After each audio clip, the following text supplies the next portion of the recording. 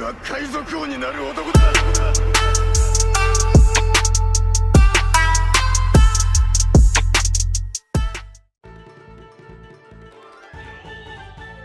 Fala galera, sejam bem-vindos ao canal Supernovas, o canal favorito do Eiichiro Oda. Eu sou o Léo e hoje eu tô aqui com meu parceiro Isaac. Fala galera. E galera, que capítulo sensacional. É incrível como Oda nesse arco está nos enchendo de mistérios e não nos revelando nenhum deles. E o que nos resta é teorizar, né? E é isso que vamos fazer aqui nesse vídeo do capítulo 1023. E eu sinceramente acho que esse capítulo 1023 foi um dos melhores do arco de Wano. Exatamente, cara, capítulo polêmico, e o capítulo já começa com um take muito bonito do Zoro e o Sanji de costas, e a galera torcendo por eles ali no fundo, ali de lado. Se as calamidades estivessem de pé nesse mesmo take, nessa mesma cena, daria um ótimo quadro. E o Chopper está surpreso que o Zoro tenha conseguido se recuperar, mas o mais interessante mesmo é o comentário do doutor ali logo abaixo do Chopper, que fala o seguinte: tenho medo de pensar o que vai acontecer depois. E sim, o remédio foi muito efetivo ali pro momento, porém terá seus efeitos colaterais no fim da batalha. Então é bem capaz de vermos o Zoro no estado lá que ele ficou lá em Thriller Bark, totalmente destruído, totalmente imóvel, depois ali de ter recebido a dor do Luffy, né? E cara, é muito engraçado como depois de uma página dupla insana daquelas, com todo o esforço do Zoro pra atacar o King tá simplesmente deitado pensando o que é que ele vai comer na janta. E sinceramente, comentem aí embaixo o que é que vocês acham que o King tava pensando nessa hora. E galera, dito e feito, no vídeo passado falamos que o Kawamatsu e o Izou estavam indo para o palco principal, e eles chegaram agora já protegendo o Zoro e Izou o Marco. Izou até fala pro Marco que ele estava no mundo da lua. E cara, quem viu nosso vídeo passado também viu que comentamos sobre o King ter sido de uma das raças que vieram da lua. A gente sempre fica muito feliz quando comentamos alguma coisa e acaba acontecendo aquilo que a gente pensava. A gente vai comentar sobre o Zoro e o Sanji mais pra frente, mas o Queen falou uma coisa muito interessante, que pelo fato do Sanji criar fogo, o Queen comenta uma coisa muito interessante sobre possivelmente o King, que consegue conjurar fogo. Ele olha pro Sanji, vê ele conjurando fogo e se pergunta se ele é da raça lunária, enquanto o King fica em silêncio olhando, que basicamente é só o que ele faz. Ou seja, o nome ser lunária, aliado ao fato do King ser um ser alado, e temos aquela gravura de Enel da lua, com certeza deixa bem no ar de que realmente a raça de King se originou da lua, assim como as raças aladas de Skypiea. E aí a gente entra num flashback muito interessante do Marco com Barba Branca, e sinceramente o Izou falou uma coisa muito certa, que o Marco tava ali no mundo da lua, e de verdade, é basicamente tudo que os personagens de One Piece estão fazendo nessa guerra. King parado por diversos capítulos em silêncio sem fazer nada, é Marco viajando em pensamentos do passado. Sinceramente eu esperava um pouco mais de ação por conta desses personagens, mas... E o Marco começa a se lembrar dessa conversa com Barba Branca sobre Mary Joyce, porque ele achava que era a única cidade que estava acima da Red Line, e Barba Branca fala que existia uma terra de deuses há muito tempo atrás, mesmo antes de Marijoa. E o Marco até pergunta pro Barba Branca quando foi que ele começou a acreditar nessas baboseiras. E antes da gente continuar, eu já quero avisar aqui pra vocês, essa semana vai sair um vídeo sobre Marijoa e essa relação da terra dos deuses. Cara, esse vídeo vai ser sensacional, aguardem, porque tem muitas e muitas coisas conectadas, inclusive sobre a origem do Dragon, do exército revolucionário, a origem de Marijoa e a origem do próprio Luffy. Então por enquanto vamos voltar aqui pro capítulo. Enquanto acontece a luta contra as calamidades, o Sanji fala que não tá se sentindo muito bem após ter usado o traje da Germa pela segunda vez. Mas aí a gente fica pensando, por que o traje teria culpa disso? De onde o Sanji tirou essa conclusão? E isso pode ter sido revelado aqui nesse capítulo. Mas antes de ir diretamente pra teoria, é bem legal ver o Zoro interagindo com o Sanji. Embora eles se odeiem, eles têm uma relação muito interessante e parecem até ser como dois irmãos briguentos. E a sinergia que eles estão tendo nessa batalha é sem igual. A gente até comentou no vídeo passado que um dos pontos que com certeza vai dar vantagem pra eles nessa luta é o fato de eles terem uma sinergia muito grande, que provavelmente vai ser diferente do Queen e do King. Verdade, cara, e tem até aquele quadro lá do arco do Dave Backfight, que tá o Zoro deitado do lado do Sanji e ambos conversam em cooperarem entre si. E aqui a gente vê o mesmo quadro do King e Queen, porém ambos calados, cada um fica na sua. E a melhor parte, sinceramente, é o Zoro falando que a sensação ruim que o Sanji estava sentindo era por causa de sua sobrancelha. E até nesse momento complicado eles mantêm essa ironia, essa brincadeira entre eles, isso é muito bacana. Queen diz que Sanji é que nem seus irmãos, um bando de ciborgues alterados geneticamente por seu pai. E Sanji diz que é totalmente humano, ele não quer nada a respeito dessa família. O sacrifício de sua mãe teria sido em vão, na verdade não 100% em vão, porque o Sanji foi o único que se tornou um homem bom e que evoluiu sozinho. E se esse gene do Sanji realmente despertar apenas agora, significa que o Diabo Jumbo, por exemplo, realmente não tem relação com seus genes modificados. O fator linhagem é o modelo da própria vida, todas as formas de vida têm um fator linhagem, e ao manipulá-lo desde cedo, o crescimento de uma forma de vida pode ser alterado, o que permite ao usuário ganhar o poder sobrenatural natural. Então esse gene do Sanji não tiraria tudo que ele passou, toda a carga, todo o treinamento que ele passou com o Zeff, seja com os Okamas. Enquanto a mãe de Sanji estava grávida, Judge forçou a submeter uma cirurgia que manipulava o fator linhagem dos 4 fetos que ela carregava. No entanto, devido à interferência de Zoro, apenas 4 de seus 5 filhos nasceram como humanos modificados. O próprio Judge comentou que é possível que o gene seja ativado depois de um tempo. O Sanji só está sentindo essas dores corporais agora, depois de ter usado o traje da Germa. E é engraçado que convenientemente está acontecendo justamente na frente do Queen, que é o conhecido do Judge.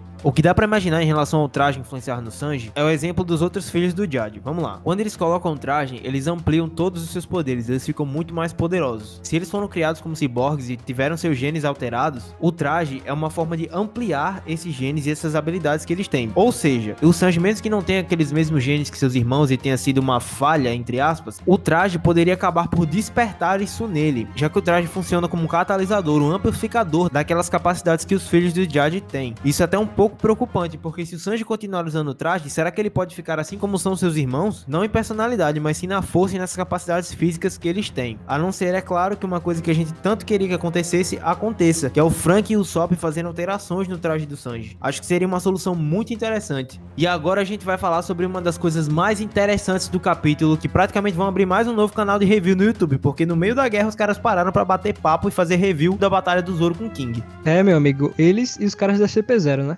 Kawamatsu diz que inclusive foi esse o motivo pelo qual não protestou tanto quando a Hiyori entregou a Ema pro Zoro. O Shimaru era um antigo espadachim e daimyo de Ringo, e o mais importante, descendente direto de Ryuma. Nesse ponto, Oda já revela que Ryuma também possui sangue de Shimotsuki, uma linhagem que o próprio Oda já mencionou em SBS, e que está relacionada com Zoro desde sua infância no East Blue. Nesse mesmo SBS, Oda faz uma brincadeira que é comum quando algum leitor descobre algo que ele não deveria descobrir, e acaba soltando que Zoro pode ter a sua linhagem ligada ao Shimotsuki. Mas isso não é o mais impressionante. No quadro seguinte, Kawamatsu revela que Ryuma era um espadachim de um olho só, assim como o Zoro. Já comentamos em outros vídeos que Oda costuma fazer relações visuais entre os Mugiwaras e alguns piratas lendários do passado, como Luffy Roger e Zoro e Rayleigh. Mas agora ele foi além, assemelhou visualmente Zoro ao lendário deus da espada de Wano, Shimotsuki Ryuma. Porém não foi só nesse capítulo que essa referência foi mostrada. Observe a fisionomia de Zoro nessa cena em Wano e comparem com a fisionomia do próprio Ryuma. Fora que quando Ryuma apareceu, ele tinha uma bandagem cobrindo um de seus olhos, mesmo antes do time skip em Thriller Bark.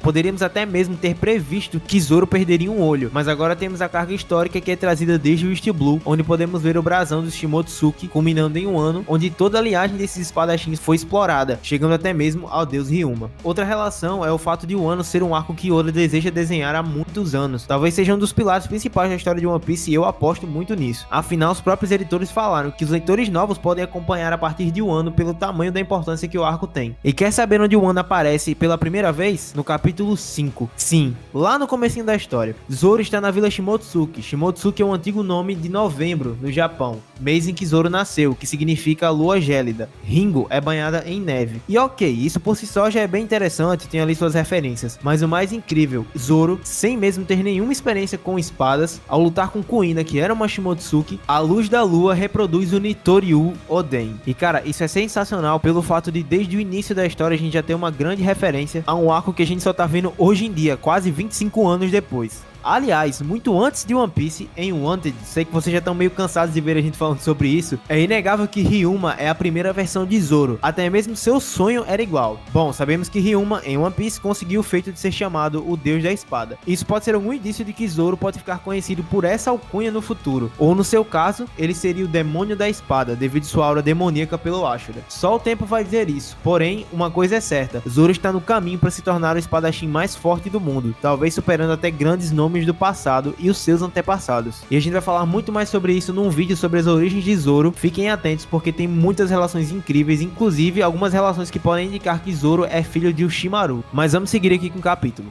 Exatamente, cara. E o capítulo continua com Nekomamushi e Inuarashi que levam seus respectivos inimigos para um lugar que tenha a lua. E sobre Inuarashi, ele consegue se transformar por causa da explosão que aconteceu ali com Ashura Doji, que inclusive tá ali deitado na cena, bem no cantinho. Eu só consegui ver, lendo pela segunda vez, deitado ali numa poça de sangue. É realmente uma cena bem pesada. E já o Neko, ele carrega o Perospero lá para fora. E essa é uma relação bem interessante e engraçada, porque não foi o Perospero que matou o Pero, Pedro. Ele meio que se matou e por causa da resistência absurda de Perospero, ele conseguiu sobreviver. Mas o Neko tá nem aí, ele vai brincar com o Perospero na forma Sulong. Eu tenho até um pouco de pena do Perospero, porque vai ser uma surra lendária.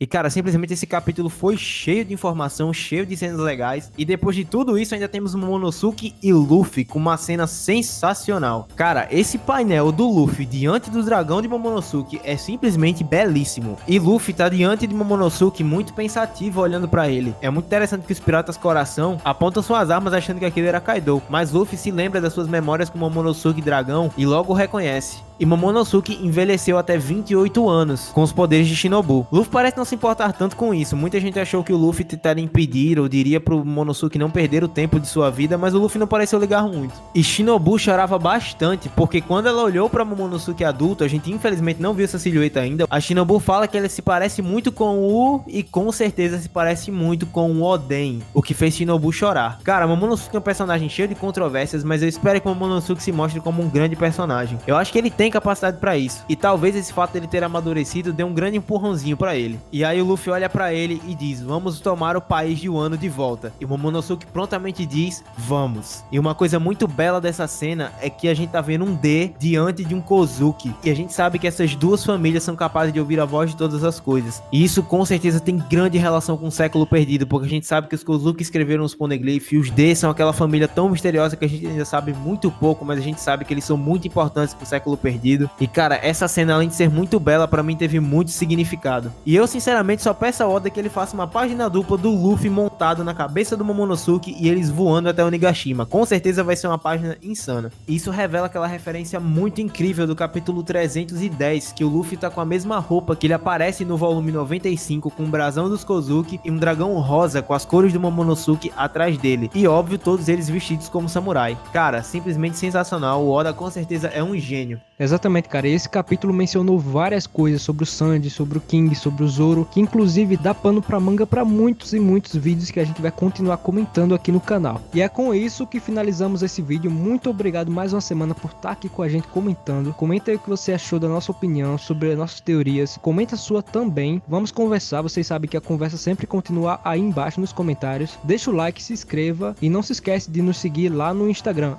@canal Supernovas. A gente fica por aqui, galera. Valeu! Valeu!